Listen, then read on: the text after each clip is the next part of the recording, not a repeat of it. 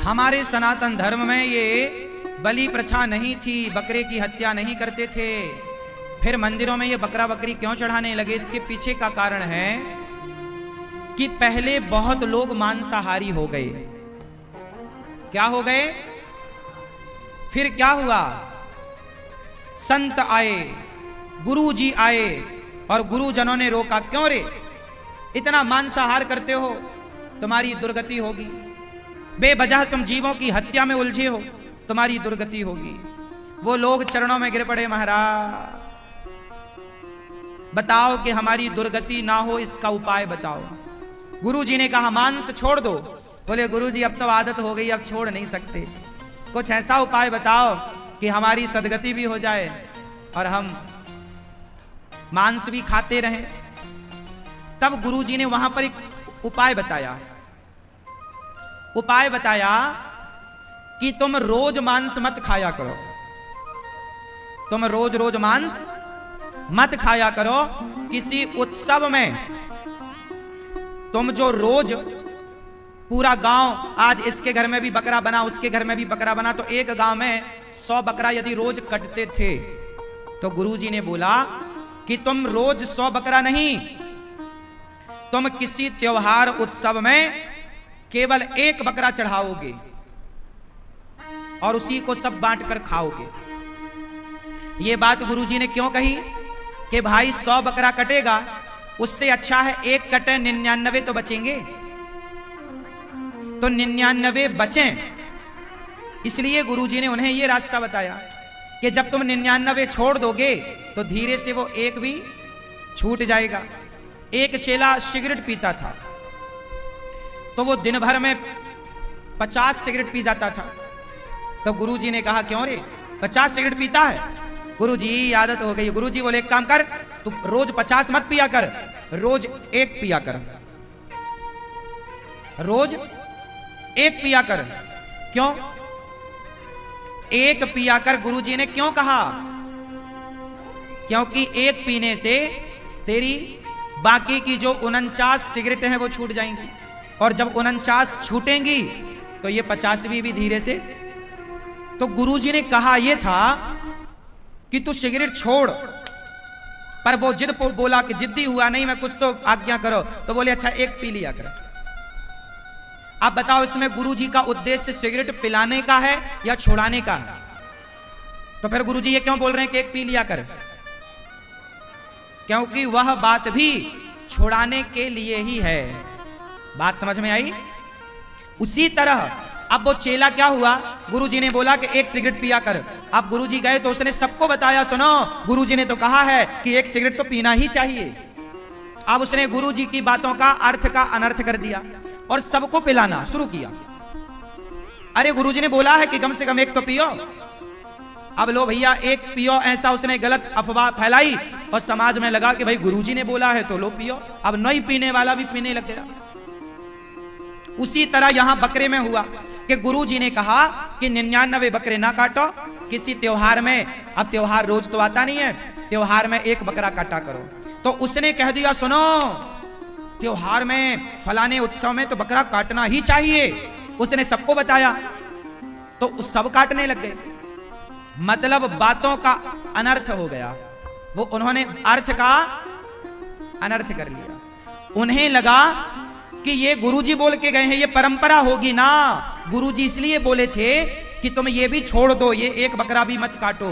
पर तुम 100 काटते थे तो 100 को कम से कम उन्होंने 100 को 99 को तो बचाया, 99 तो बचे, तो बाद में वो 1 भी छूट जाता। लेकिन तुमने अब तो 1 की परंपरा बना ली कि नहीं बेटे का जन्म हुआ तो 1 बकरा चढ़ाओ। ऐसा आप लोग कुछ लोग मानते हैं।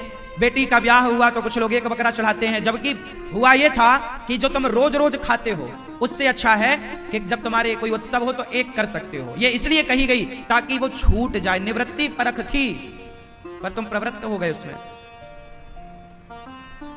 किस किस को बात समझ में आ गई? गुरुजी के कहने का उद्देश्य था कि छोड़ो, पर आप आए बचाता, मारता नहीं। इसलिए चाहे तुम ब्राह्मण हो, क्षत्रिय हो, वैश्य हो, शूद्र हो, हिंदू हो, तो आपको मांसाहार नहीं करना चाहिए।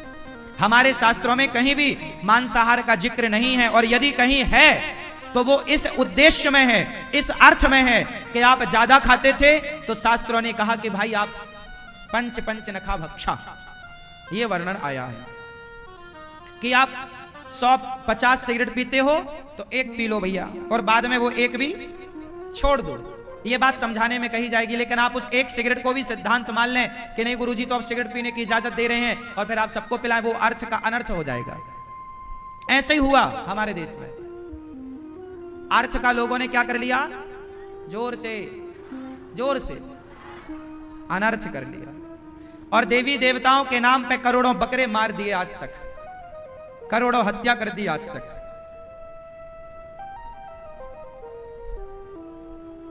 ये सब इसी को बोलते हैं अंधविश्वास। देवी देवता के मंदिर जाओ, पुष्प चढ़ाओ, ये तो है विश्वास, पर मंदिर जाके आप किसी की हत्या करें, बकरा बकरी चढ़ाएं, ये है अंधविश्वास, ये है अंधश्रद्धा। और हमारा भारत आज अंधविश्वास और अंधश्रद्धा की तरफ जा रहा है। आप लोग विश्वास रखिए भगवान पर। आप लोग गलती करते हैं कि आप किसी को भी भगवान मान लेते हैं, कुछ भी बातों को आप सत्य मान लेते हैं। एक बार विचार तो करिए, अपनी बुद्धि भी तो लगाइए। अभी मैंने टीवी पे देखा कि एक बाबा जी अपने भक्तों के सामने सुदर्शन चक्र प्रकट कर देते थे। कुछ शिष्य लोग, अरे हमारे गुरुजी तो नारायण हैं, देखो सुदर्शन चक्र आ गया, जबकि वो आर्टिफिशियल चक्र था, लाइट से बन जाता था, और लोगों को लगा कि ये गुरुजी तो नारायण है। लो, चेलों ने गुरु को नारायण मान लिया। आप लोग अंध भक्त बनोगे, अंध श्रद्धावान बनोगे तो तुम्हारी दुर्गति होनी है, सदगति नहीं होगी। आप बताओ, कोई इंसान भगवान हो सकता है? बोलो जोर से। तो काहे तुम इंसानों को भगवान, हाँ फिर सबको भगवान मानो, तुम्हारी दृष्टि ऐसी होए कि सब में भगवान है। ये वाली सोच यदि आ गई आपकी, तुलसीदास, तुम्हारी बुद्धि में दिवालियापन हो गया, तुम्हारी बुद्धि का भ्रष्ट हो गई, तो हम क्या करें? अब कोई आदमी कह रहा है कि मैं भगवान, और आप मान रहे हैं। कोई कह रहा है कि मेरा, कोई कह रहा मैं ब्रह्मा हूं, कोई कह रहा मैं कृष्ण हूं, कोई, कितने ऐसे बाबा अपने को भगवान कह रहे हैं। चक्कर में ना पड़ना। हनुमान जी जैसे संत, हनुमान जी जैसे साक्षात शिव, वो क्या कह रहे हैं कि मैं राम का दास हूं, राम दुआरे तुम रखवारे, होत न आज्ञा। हनुमान जी कह रहे हैं कि मैं राम का दास हूं, और आज के लोग कह रहे हैं कि मैं भगवान हूं। तो क्या तुम हनुमान जी से बड़े हो गए क्या? अब तुम्हारी बुद्धि का हम क्या कहें? इसलिए फिर समझाऊं एक लाइन में, कोई भी गुरु गुरु ही रहेगा, मार्गदर्शक हो सकता है, भगवान नहीं हो सकता। बात समझ में आई क्या? इसलिए भगवान को भगवान मानो ना, कृष्ण को ही भगवान मानो, राम को ही भगवान मानो, नारायण को ही भगवान मानो। भगवान की परिभाषा है, बिनु पग चलहि सुनहि बिनु काना, कर बिनु कर्म करहि विधि नाना। भगवान किसे कहते हैं? जो लक्ष्मी पति हो, जो बिना कानों के सुन लेते हो, बिना पांव के चलते हो। द्रौपदी को हाथ नहीं लगाया पर साड़ी बढ़ा दी, वो भगवान है। अब आज का कोई कहे कि मैं कृष्ण हूं, तो बताओ उसकी बुद्धि भ्रष्ट हो गई कि नहीं? आप में से कितने लोग मानते हैं इस बात को कि जो खुद को भगवान कहे उसकी बुद्धि भ्रष्ट हो गई है? तो ऐसी भ्रष्ट बुद्धि जिनकी हुई है, ऐसों को आपको समझना पड़ेगा, है ना? वरना फिर क्या होता है, गलती एक बाबा करता है और पूरा सनातन धर्म बदनाम होता है। पूरी सनातन संस्कृति पर उंगली खड़ी होती है। बाबा जी बढ़िया टाई लगाए, पैंट पहने, शर्ट कोट पहने, टाई लगाए और सुदर्शन लाइट वाला दिखा रहे हैं और लोगों को लग रहा भगवान है। अब देखो इसमें गलती किसकी है? बाबा जी तो बेवकूफ बना ही रहे हैं। वो अपने को कह रहे हैं कि भगवान हम ही हैं, वो खुद को ही नारायण कहते हैं, देखो मैं नारायण हूं। अब बताओ, खुद को पौंड्रक खुद को कहता था मैं भगवान हूं। भगवान कृष्ण के जमाने में भी एक पौंड्रक था, वो क्या कहता था खुद को कि मैं पौंड्रक कहता था भगवान। तब भगवान ने उसे मारा। वो भी नकली हाथ लगवाए थे 4 और सुदर्शन चक्र। अच्छे पति का पहला लक्षण है कि वो सदा अपनी पत्नी पर विश्वास रखें, विश्वास करे। दूसरा, अच्छा पति वो होता है जो कभी भी किसी के सामने और अकेले में अपनी पत्नी का कभी अपमान ना करे, उसे जलील ना करे। अच्छा पति जो होगा वो कभी अपनी पत्नी को अपमानित नहीं करेगा और उसके माता पिता पर कभी उंगलियां नहीं उठाएगा। वरना पति को जरा गुस्सा आता है तो पहले माँ बाप पे टूटता, तेरा तो बाप ही ऐसा है, तेरी तो माँ ही ऐसी है। इससे क्या होता है? लड़की खिन्न हो जाती है, दुखी। भाई माँ बाप तो प्यारे सबको होते हैं। आप हमें जी भर के गाली दे दो, मैं सारी आपकी बर्दाश्त कर लूंगा, पर मेरे माँ बाप को आप कुछ कहेंगे ना, थोड़ा मेरे को कष्ट होगा। ऐसा मर्दों का स्वभाव होता है। क्यों? मैं तुम्हें एक थप्पड़ मारूं तुम सह सकते हो, पर तुम्हारे माँ बाप को मैं कुछ कहूं तो तुम्हें थोड़ा नहीं होगा। ये सबका होना भी चाहिए, ये होना चाहिए, सही बात। ऐसे ही लड़की होती है ना, उसका भी बाप है, पाल पोस के बड़ा किया, इसको पढ़ाया लिखाया। माँ है, प्यारी तो है ना माँ, पिता तो प्यारा। वो तुम एक पल में उसके बाप को गालियां दे देते हो, एक पल में तुम उसकी माँ को गालियां। वो तुम्हारे जाने के बाद रोती है अकेले बैठ के कमरे में कि ऐसा पति मिला है जो मेरी माँ का अपमान करता है। कम से कम देखो, मेरे माता पिता हो या तुम्हारे माता पिता हो, माँ बाप तो भगवान ही होते हैं। इन पर कोई उंगलियां नहीं उठानी चाहिए, मेरा मानना है। देखो मैं थोड़ा कम पढ़ा लिखा हूं, लेकिन मैं चाहता हूं कि किसी के माँ बाप का अपमान नहीं होना चाहिए। ना तो तुम्हारे माँ बाप का अपमान हो, ना मेरे माँ बाप का, ना मेरी पत्नी के माँ बाप का। मुझे कोई अधिकार नहीं है कि मैं अपनी पत्नी के माता पिता को गालियां दूं। अधिकार है? आजकल के 2 कौड़ी के पति बात बात में पत्नियों के पिता को गालियां देते हैं।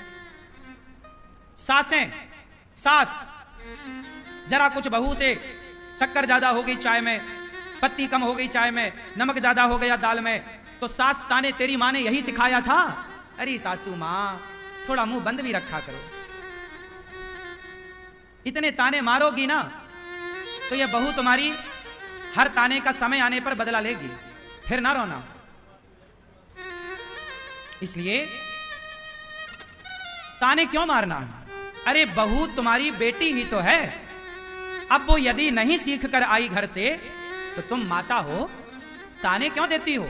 हाथ पकड़ के सिखाओ ना, बेटा ऐसे दाल बनती है, ऐसे साग बनती है, ऐसे चाय बनती है, ऐसे काम होता। तुम क्या अपनी बेटी को तुमने नहीं सिखाया?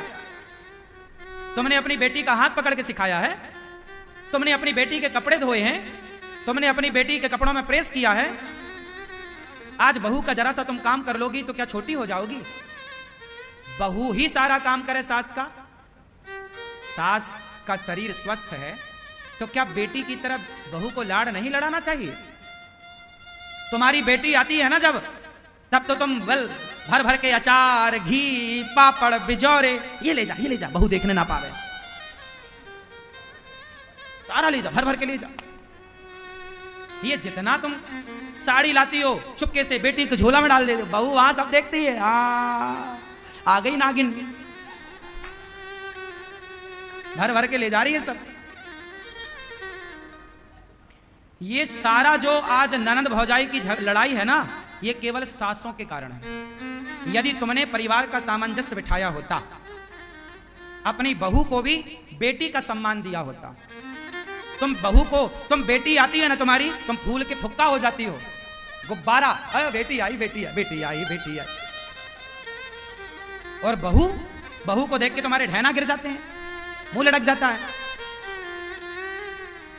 इतना दोगलापन ना बताओ मेरी माँ, तुम्हारे इस दोगलेपन से तुम्हारा घर उजड़ जाता है और तुम बनी होशियार बैठी रहती हो। जो व्यवहार बेटी के साथ वही व्यवहार बहू के साथ। अरे बेटी और बहू एक कर दो। ईश्वर को जब मुंह दिखाना पड़ेगा तो ईश्वर ये ना कहे कि तूने अपनी बेटी के साथ अलग व्यवहार किया और अपनी बहू के साथ ना, मेरे माथे पे कपट शब्द ना जुड़ जाए। आपने बेटी और बहू के साथ अलग व्यवहार किया तो ये सास का कपट है या नहीं? बेटी आती है तो साड़ी खरीद के देती हो, तुमने बहू को साड़ी दी थी तो दोनों को देती ना। बेटी ये साड़ी तेरे लिए, ये साड़ी तेरे लिए। बहू से ही बोलो बेटा रक्षाबंधन आ रही, जा 2 साड़ी खरीद के ले आना। बेटे से बोलो बेटा लाएगा 2 साड़ी, फिर 1 साड़ी बेटी को देना, 1 साड़ी बहू को देना। जा 2 जोड़ी पायल लेके आ बेटा, तेरी माँ कह रही है 1 जोड़ी पायल बेटी को दो, 1 जोड़ी पायल बहू को दो। वाह, फिर वो घर घर थोड़ी रहेगा, स्वर्ग हो जाएगा। तुम 1500 के बचत के चक्कर में अपना घर नर्क बना लेती हो और बहुओं की नजरों से तुम सांसें गिर जाती हो। बड़ी वो नहीं है जो बड़ी बनी रहे, बड़ा वो है जो परिवार में व्यवहार एक रखे। घर का अपना नियम बनाओ। हमारे घर में कोई भेद ना होगा, बड़ी बहू और छोटी बहू एक रहेगी। जो बड़ी बहू को वो छोटी बहू को। ऐसा नहीं कि बड़ी बहू, बड़ा बेटा ज्यादा कमाता है तो बड़ी बहू को 5000 की साड़ी, छोटा बेटा कम कमाता है तो 200 रुपया की साड़ी। चलो आज उसका समय बुरा है, छोटे बेटे का कम कमाता है, छोटी बहू का ठीक है, लेकिन आप तो माता पिता हो, आप तो भेद ना रखो। भाई भाई में भेद हो चलता है थोड़ा बहुत, जेठानी देवरानी में भेद हो चलता है थोड़ा बहुत, नहीं होना चाहिए वहां भी, पर सास तो भेद ना करे। मेरी माँ 280 माताएं गौरी गोपाल में है, क्या अनिरुद्धा चारुकिन माओं से भेद? अपनी बहुओं में समान दृष्टि रखनी चाहिए। क्यों? कितने लोग मेरी बात से सहमत हैं कि बेटी और बहू में भेद नहीं होना चाहिए? जिस घर में होगा उस घर का नाश हो जाएगा, और घर का सत्यानाश जो कर रही हैं ये सासों की गलतियों से हो रही है। जो तुम कपट करती हो, ये कपट छोड़ दो, तुम्हारा घर स्वर्ग बन जाएगा। बात सही है कि गलत है? कितने लोग मानते हैं कि बात सही है? तो हम कह रहे हैं, तो आज से कितनी सास बहू को क्या मानेगी? बेटी मानो। तुम क्यों डांटती हो? समझाओ बेटा ऐसे नहीं करते, और सुनो समझाओ, नहीं माने तो 10 बार समझाओ, नहीं माने तो 20 बार समझाओ, नहीं माने तो समझाना छोड़ दो। डांटने से क्या होगा? दुर्योधन को समझाया था ना श्री कृष्ण ने, कहां समझा? विनाश काले विपरीत बुद्धि, जब नाश मनुज पर छाता है पहले विवेक मर जाता है। बड़ों की बात जो ना माने उसका समय बिगड़ने वाला है। अब जब बिगड़ने वाला समय है तो तुम क्या कर लोगी? वो तो समय बनेगा। शंकर जी ने समझाया था माता सती को, नहीं मानी, क्या परिणाम हुआ? शंकर जी ना समझा पाए मेरी माता, तुम समझा दोगी? समझाओ। अनिरुद्धाचार्य समझा रहा है आपको, समझ लो। मैं समझा ही सकता हूं, इससे ज्यादा मेरा अधिकार नहीं। तुम समझा ही सकती हो, तुम समझा सकते हो अपने भाई को, अपने बच्चे को, अपनी बहू को, माने ना माने, इसलिए समझाओ बस, डांटो मत। ठीक है। और बहुओं को भी समझना चाहिए कि ये सास नहीं है, तुम्हारी माता है। जैसे तुम्हारी माँ तुम्हें डांट देती थी तो तुम बुरा मान जाती थी क्या?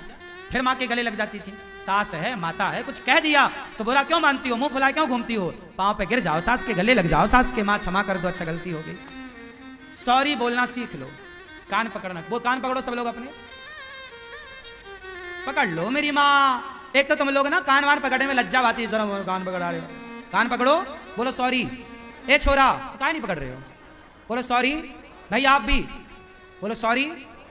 हर रिश्ते से सॉरी बोला करो। यदि गलती, कई बार सॉरी बोलने से रिश्ते बच रहे हैं तो सॉरी बोल के रिश्ता बचा लेना बहुत समझदारी है। गलती नहीं है फिर भी बोलने में क्या जा रहा है? रिश्ते अनमोल होते हैं मेरी माँ। रिश्ते बताओ, रिश्ते की कीमत ज्यादा है कि सॉरी की कीमत ज्यादा है? कौन महंगा है? जोर से। रिश्ता बड़ा है कि सॉरी बड़ा है? सॉरी बोलने से रिश्ता बच रहा है तो सॉरी बोलना चाहिए। कान पकड़ने से रिश्ता बच रहा है तो कान पकड़ना चाहिए। सॉरी बोला करो, क्षमा मांग लेना बुरा नहीं है। मेरा क्या घट जाएगा? मैं आपसे क्षमा मांग लूंगा। गलती अनिरुद्धाचार्य रोज करता है, मैं तो रोज गलती करता हूं सैकड़ों, और जब काम करूंगा